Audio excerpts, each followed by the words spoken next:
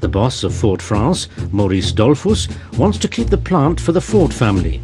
He resists the influence of the Cologne plant and feels himself directly responsible to the Fords, father and son. Even after America's entry into the war, he sends Edsel Ford reports of the plant's success. As late as June 1942, Edsel Ford thanks Dollfuss for his exemplary work. In Cologne, Ford is only able to produce the supplies for the Wehrmacht with the help of forced labourers. They are put up in their own barracks on the factory grounds. In the later war years, Ford also employs thousands of inmates from concentration camps, who can be hired from the SS for 4 marks a day. Their living and working conditions are brutal. А на фабрике был один полицай, он был фашист. Тут у него фашистский знак был такой. In the factory there were police. There was a Nazi. He wore a kind of badge. He had a swastika here. He was nasty, disgusting. He hated us, the Russians. Russische Schweine, russische Schweine. Russian swine. That's what he always shouted at us. I got beaten up when I went to the night shift. I was all of 2 minutes late. The Nazi threw my girlfriend down the iron staircase. She was unconscious. A punch on the head, that's nothing. To them, we weren't human beings.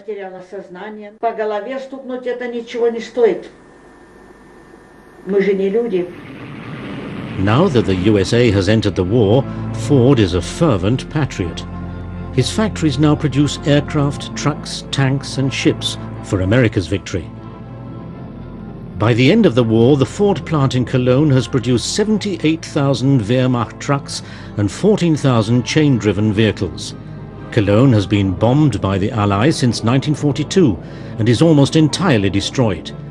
Until the end of 1944, the Ford plant is spared, and then it's only slightly damaged. In 1965, Ford demands $7 million from the Foreign Claims Settlement Commission. This is reduced to the amount of $500,000 due to the fact that the company had used fraudulent methods in calculating the alleged damages.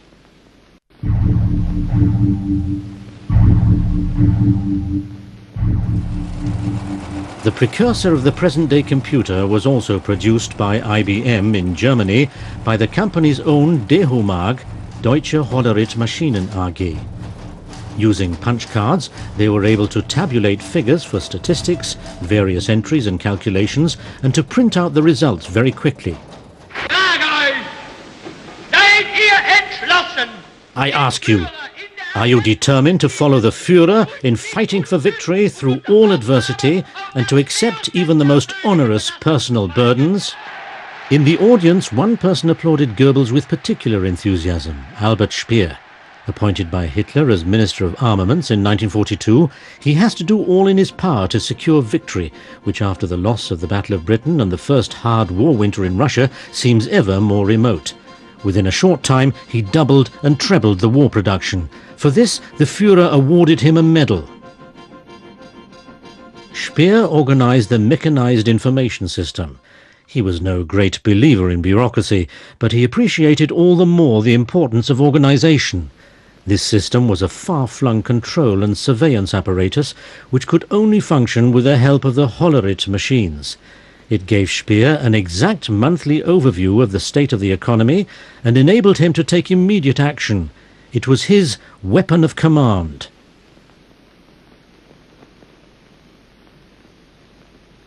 The swiftly compiled monthly report on the war production, produced with punch cards, was secret Reich information and was limited to 12 copies. They revealed at once demands of the military forces, state of the armaments production, consumption and stocks of raw materials, energy reserves, and the number of the existing or required labour skills, including the forced labourers and their origin. Hitler's seizure of power triggered a huge upswing for the German IBM subsidiary. Although the machines were already in use in most large companies, it was now the government which was to become one of the most important clients. In 1935, DHOMAG already built a large new factory in Berlin-Lichterfelde. Mit der Aufrüstung von Hitler. With Hitler's rearmament, we got an incredible number of commissions and new clients. We were doing great, not only financially, also in other respects. And right at the beginning, we got a huge poster that was stuck on the wall. model factory of the German Workers' Front. And so we could prove that we were really able to do a great deal to support Hitler's state. That was a reason for this currying favor. IBM President Thomas Watson is also impressed by the success of Dehomark. He enjoys traveling to Germany and does so often. In the summer of 1937, the International Chamber of Commerce holds its World Congress in Berlin. Watson is elected president. At the festive ceremony in the Kroll Opera, according to a report in the New York Times, Watson is one of the foreigners who raises his right arm for the Hitler salute when the latter arrives. But he only raises his arm halfway, then lowers it again. The next day he's received by the Führer. Watson was regarded as an admirer of Adolf Hitler's, whom he had already supported before he seized power. Ich habe das Gefühl gehabt, dass wir zu diesem Zeitpunkt mit der Regierung und mit der I had the feeling that at the time we had a good relationship with the government. Watson had said in public, and then it went through the press, that Hitler was doing the right thing with his plans, and that everything would be fine. And that was, of course, okay with us. Watson was also awarded the Führer's Order of the German Eagle. The ceremony was conducted by Hjalmar Schacht, then still the Nazis' Minister for Financial Affairs. Watson continues to believe that Germany is taking the right steps. Even after the Kristallnacht, when the Nazis launch extremely brutal attacks on the Jews. And even though the American press leaves no doubt as to the true aim of the Nazis, the extermination of the Jews. Dehomark is to help achieve this end. Swiftly it carries out its hitherto biggest government assignment. It's their machines which conduct the great census of 1939, with which the racial fanatics of the SS want to find out how many Jews live in Germany, the Sudetenland and Austria. On a second card, the so-called supplementary card, name and address have to be filled out. Also race and descent of parents and grandparents. The racial administration of the SS thus wants to register all details of full Jews, half Jews and quarter Jews. This has nothing to do with religion. It has to do with race. Die IBM war immer neutral. IBM was always neutral and hardly ever interfered in these things. Because if I want to persuade someone of something, then I'll always offend someone else. Nobody wanted to do that at Dehomark. Business policy, of course. With the invasion of Poland begins the policy of extermination in the east. Krakow becomes the capital of what has been declared the general government of the occupied Polish areas. Karl Hermann Frank, Hitler's brutal governor, takes up residence in the former palace of Krakow. The law and order zealots also see here a task for the Hollerith machines. In Krakow, a large statistics office is set up. Watson's emissaries are also on site. The IBM office in Warsaw is renamed Watson Business Machines. By means of punch cards, economic data are to be compiled, and the Poles registered as forced laborers. Yet the chaotic Nazi administration is too inefficient to complete this task accurately. The extermination of the Jews has already been carried out beforehand, with the help of old censuses. Die einzelnen Stellen des Maschinerie-Gerichtswesens in Polen, in Österreich, in the mechanized information offices in Poland, in Austria, in France, etc., they were all occupied or run by IBM people, our people. They had all been transferred there, and so they did the work there. 1943, the shortage of labor hinders the war production. Armaments Minister Speer wants to mobilize the last reserves. Now even concentration camp inmates are to be registered according to work skills, and after matching them up with labor needs in the Reich, they are set to work. Hollerith registration offices are set up, as in the Stutthof camp. Hollerith Abteilung KL Stutthof war Nummer 12. Hollerith Department Stutthof was number 12.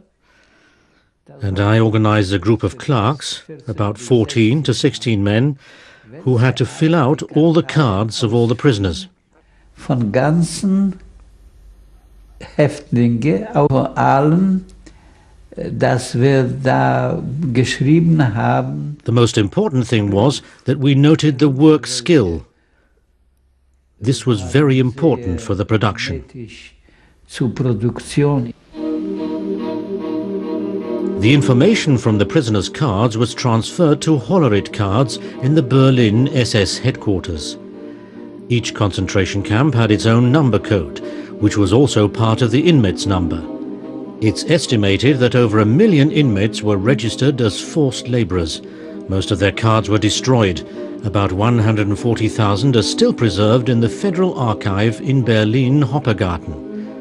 To what extent the Hollerith system was used in the extermination camps is not clear. IG Farben, however, did order Hollerith machines for its factory in the extermination camp of Auschwitz-Monowitz. In view of the increasing reports of Nazi crimes, Watson returns his Nazi award in the summer of 1940. His reputation in America is more important to him than the vicious tirades of the Führer. Watson seems to have fallen from grace. Wilhelm Heidinger, his German junior partner, who together with 2 others has a 15% share in the company, takes advantage of this to reduce the influence of the Americans. Heidinger sagte dann den Amerikanern, irgendwie wird es schief gehen. Heidinger then said to the Americans that this would somehow go wrong. With our machines we control almost the entire German economy. We have insight into everything, into the bookkeeping, what goes on behind the scenes, etc. And the party won't tolerate that. Sooner or later they'll take us over. And indeed, the Mechanized Information Office and SS Brigadier Edmund Wesenmeyer, also one of Hitler's advisors, are uneasy about the insight which Dehomag IBM has gained due to its omnipresence. Under the motto, anything is right if it's of use to the German people, Wesenmeyer advises that the company be taken over by the state. But Watson doesn't give up so quickly. In 1940 he sends his confidant Harrison Chauncey to Berlin, who not only negotiates with Dehomag boss Heidinger, but also, quite blatantly, with SS-man Wesenmeyer. He sends his reports to New York in code via the American embassy. In the course of the negotiations, Wesenmeyer becomes more conciliatory. The Nazis need IBM for their armaments industry. Instead of nationalization, IBM is to agree to becoming a minority shareholder.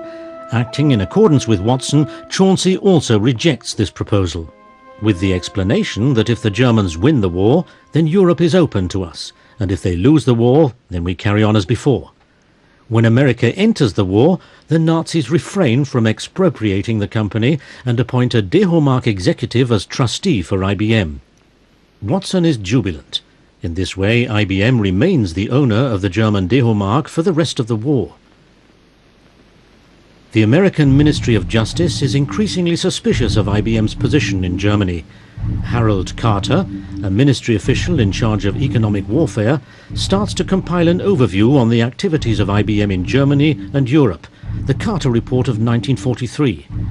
In an anonymous attachment, evidently from a frustrated IBM employee in Europe, the company is described as an international monster and as in a class with the Nazis.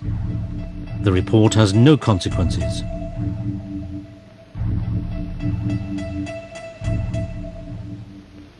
The ones who stayed won the game. They got to build the German war machine before the war. They got to destroy the German war machine during the war as contractors to the American military and the Pentagon. And then they got to come back in as the military officials who controlled German industry after the war. As early as 1943, Tax Inspector Hiller from the tax office in Berlin-Brandenburg named Opel, Ford and Hollerith as the companies which had already made huge profits. Since dividends and profits could not be transferred overseas, they were used to stock up the company's capital. The shareholders suffered no reprisals. On the contrary. Eleanor Roosevelt, widow of the president, was horrified when she heard that the shareholders had profited because the Ford plants in Germany and France had collaborated with the Nazis. On September the 19th, 1945, she wrote in the New York Times, "Business complications do strange things to our patriotism and to our ethics."